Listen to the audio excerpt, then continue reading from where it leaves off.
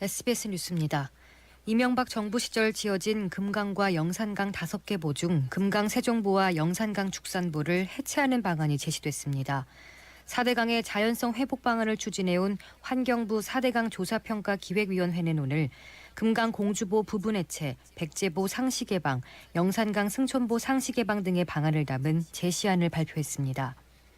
기획위원회 홍종호 공동위원장은 금강과 영산강 주민의 현실적 상황을 충분히 고려해 최선의 대안을 마련하고자 했다며 한강과 낙동강의 보처리 방안도 금강, 영산강 평가에 적용한 평가 체계를 준용해 연내 제시하겠다고 밝혔습니다. 전체 공사비는 현재 가치로 1,752억 원으로 추산됐습니다. 기아자동차 근로자들이 사측을 상대로 낸 통상임금 청구 소송의 항소심에서도 일부 승소했습니다. 기아차는 노조의 추가 수당 요구가 회사의 경영에 어려움을 초래해 신의 성실의 원칙에 위반된다고 주장했지만 1심에 이어 2심도 사측 주장을 받아들이지 않았습니다. 서울고법 민사 1부는 오늘 기아차 노조 소속 2만 7천여 명이 회사를 상대로 낸 임금 청구 소송에서 1심과 같이 원고 승소 판결을 내렸습니다. 다만 1심이 통상임금으로 인정한 중식비와 가족수당 등은 통상임금에서 제외했습니다. 이에 따라 기아차가 근로자들에게 지급해야 하는 금액이 1심의 4,224억 원에서 1억 원가량 줄었습니다.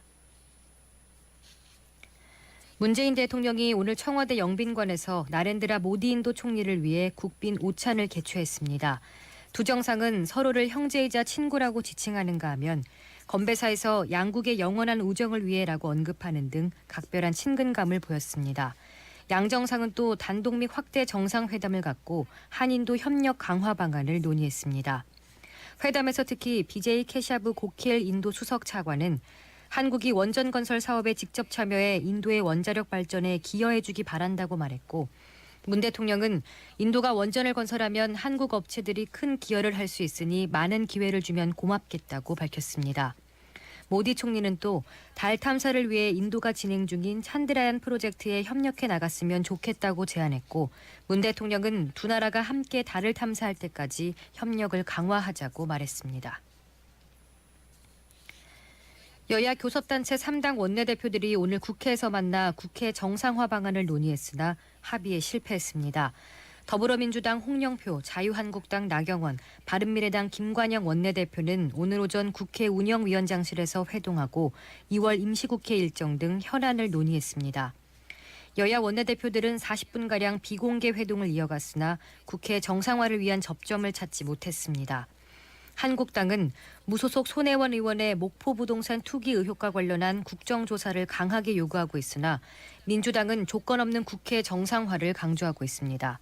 여야 원내대표들의 합의가 불발되면서 사실상 2월 임시국회를 여는 것이 무산됐다는 관측이 나옵니다.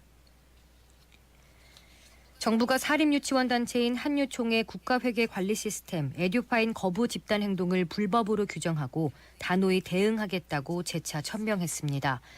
특히 한유총이 집단 휴업을 결정하면 공정거래위원회가 조사에 착수해 위법 행위 발견 시 엄정 대응하겠다고 경고했습니다.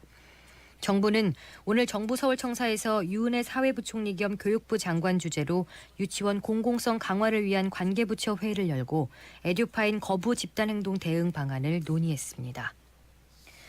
오늘 밤은 전국에 가끔 구름이 많겠고 제주도는 흐리고 비가 내리겠습니다. 토요일인 내일은 전국에 구름이 많다가 낮부터 맑아지겠지만 동해안 곳곳에는 낮까지 산발적으로 빗방울이 떨어질 것으로 보입니다.